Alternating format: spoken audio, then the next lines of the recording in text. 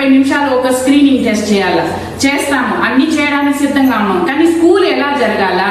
ఒక చిన్న పిల్లలు 3 to 5 పిల్లలకి వాళ్ళకు చదువు చెప్పాలంటే వాళ్ళు అప్పుడే తల్లి దగ్గర నుంచి మన దగ్గరికి వస్తారు. వచ్చినప్పుడు వాళ్ళని ప్రశాంతంగా మనం చదువు చెప్పి వాళ్ళకి ఆట మాట శారీరకంగా మానసికంగా ఎదుగుదల ఉండాలా అంటే అంగన్వాడీ వర్కరు ఒక తల్లిలాగా ప్రశాంతంగా ఉంటే చదువు చెప్పగలుగుతారు. ఎట్లా చెప్పగలుగుతారు? ఈరోజు ఒక యాప్లు తీసుకొచ్చేసి తెల్లారి నుంచి సాయంత్రం వరకు మెసేజ్లతో యాప్ల్లో వెంటనే 5 నిమిషాల్లో మనకి రిపోర్ట్ కావాలని చెప్పి అధికారులు వేధింపులు ఎక్కువైపోతాము.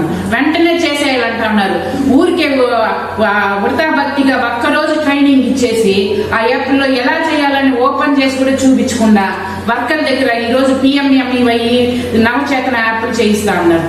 దీనికి ప్రభుత్వమే బాధ్యులు. అంగన్వాడీ స్కూల్లో పిల్లలు లేరు, చదువు సరిగా రాకపోవడానికి కారణము ప్రభుత్వమే. అనేక యాప్లు తీసుకొస్తున్నారు.